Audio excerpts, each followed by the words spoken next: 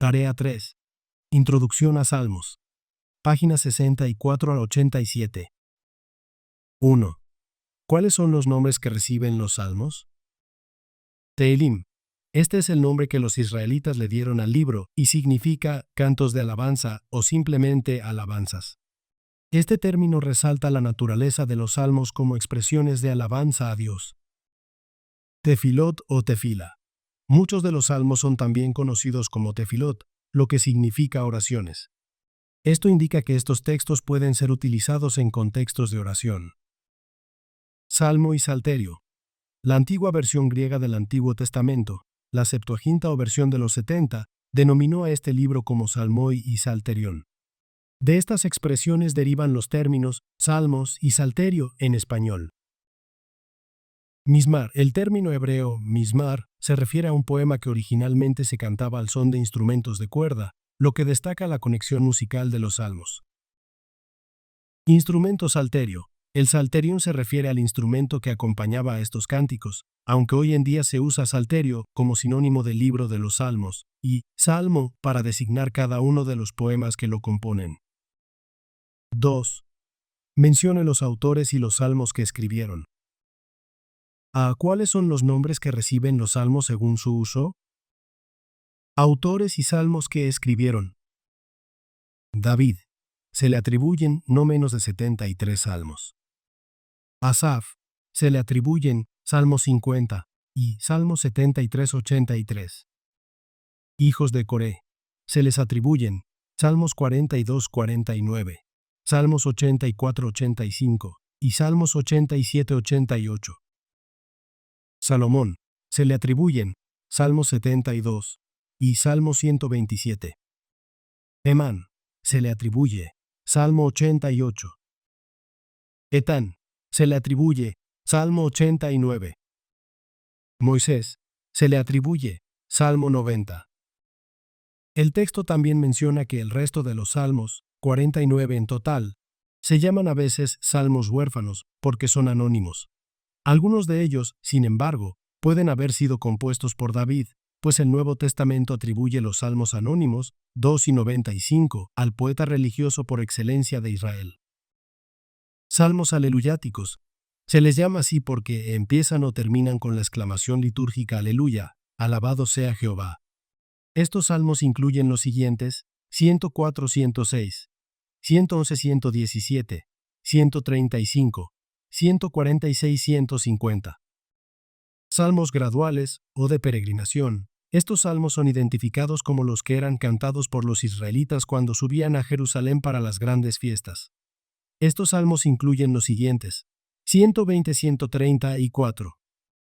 Resumen. En total, el texto menciona los dos tipos de salmos según su uso, destacando que los salmos aleluyáticos están relacionados con la exclamación Aleluya y los salmos graduales son aquellos que se cantaban durante las peregrinaciones a Jerusalén para festividades. B. ¿Cuáles son las evidencias de que David es el autor de algunos salmos? Evidencias de que David es el autor de algunos salmos. Testimonios. A pesar de que algunos salmos de la colección davídica recibieron sus títulos muchos años después de la muerte de este rey, se sostiene que no debemos rechazar esos testimonios sin razones serias, y siempre deberemos reservar a David un papel esencial de la lírica religiosa del pueblo elegido, Biblia de Jerusalén.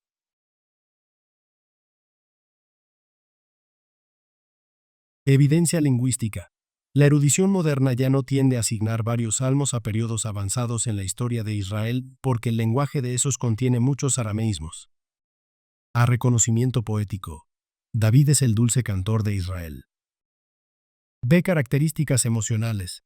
El espíritu profundamente poético y el temperamento generoso que caracterizan el lamento de David por la muerte de Saúl y Jonatán nos preparan para aceptar otros salmos atribuidos a David que tienen las mismas características.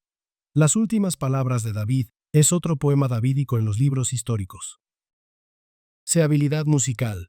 David gozaba de una buena reputación como un hábil músico en la corte de Saúl. Inventor musical. El profeta Amós se refiere a la capacidad de David para inventar instrumentos musicales. Composición de himnos. David compuso cantos e himnos para Dios en compás variado. Historiador judío Josefo.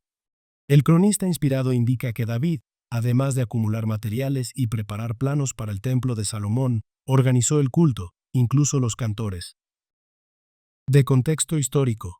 La época de David sería un periodo ideal para la creatividad artística, porque recién se había establecido la monarquía, Israel gozaba prestigio nacional y prosperaba.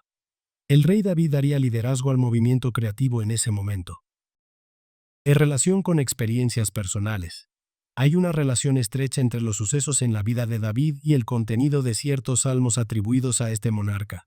Por ejemplo, el Salmo 51 expresa el arrepentimiento del referente a su pecado contra Betsabé y Urías. Ecos de otras experiencias de David como pastor, fugitivo y guerrero se encuentran en muchos salmos atribuidos a él. Validación del Nuevo Testamento. Los escritores del Nuevo Testamento autentican repetidamente la paternidad literaria davídica de varios de los salmos. Ejemplos son Salmo 16, Hechos 2 y 25.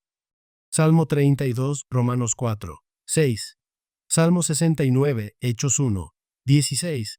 Romanos 11, 9. Salmo 110, Mateo 22 y 44, Marco 12 y 36, Lucas 20 y 42, Hechos 2 y 34. Declaración de paternidad. Está claro en la última cita que el Nuevo Testamento no emplea simplemente terminología davídica, sino que declara abiertamente la paternidad davídica. 3. ¿Cuál es la edad clásica de la salmografía? La edad clásica de la salmografía es el período de la monarquía. Según el gran crítico moderno de los salmos, Hermano Gunkel, gran parte de los salmos fueron compuestos en aquel entonces. Además, se menciona que no cabe duda alguna, sin embargo, de que el Salmo 137 es del exilio y que el Salmo 126 alude al retorno de los judíos después de la cautividad babilónica. Probablemente, estos son los últimos que fueron añadidos a la colección final. Por otro lado, se cree que los títulos de los salmos muestran que estos poemas, antes de formar parte de un solo libro, estuvieron agrupados en distintas colecciones independientes. Estas colecciones se formaron en distintas épocas para responder, sobre todo, a las necesidades del culto en el Templo de Jerusalén. Finalmente, se observa que la gran cantidad de salmos davídicos contenidos en la primera sección capítulos 1:42 del Salterio parece indicar que esa fue completada muy temprano, posiblemente hacia fines del reinado de David. 4. ¿Por qué se divide el Salterio en 5 libros? La colección completa del Salterio se divide en 5 libros, probablemente a imitación de los 5 del Pentateuco. Cada división termina con una doxología, y el Salmo 150 es la doxología para todo el libro. Las 5 divisiones de los salmos son estas. Libro 1. Salmo 1, 41. Libro 2. Salmo 42-72. Libro 3. Salmo 73, 89. Libro 4. Salmo 90, 106. Libro 5. Salmo 107, 150.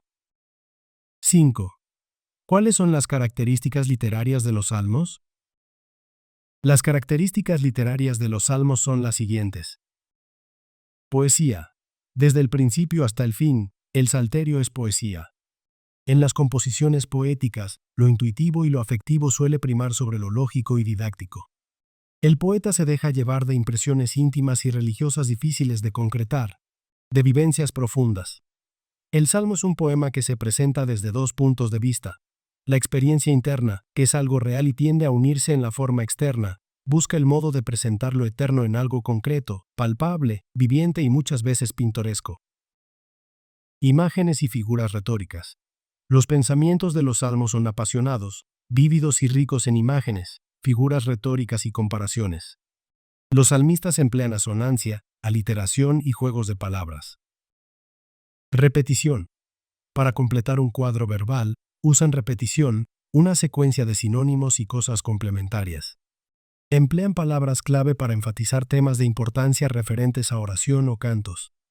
Repiten a menudo una palabra clave al final del poema, la cual habían usado en el principio de la composición, y así concluyen la obra dándole unidad. Paralelismo. La poesía hebrea carece del ritmo y la métrica que caracterizan las obras poéticas modernas. Depende más bien del ritmo que resulta de la acentuación de las sílabas del ritmo conceptual, del contrabalanceo de frases. Es lo que se llama paralelismo de los miembros. La expresión típica de la poesía está construida por dos o tres frases paralelas, que se corresponden mutuamente por su forma y contenido y se equilibran como los platillos de una balanza. Estructura. Al estudiar las formas de los salmos, se ve que los salmistas han ideado esmeradamente un plan para estructurar todo su poema, especialmente en los casos de los salmos acrósticos. También se emplean otras formas.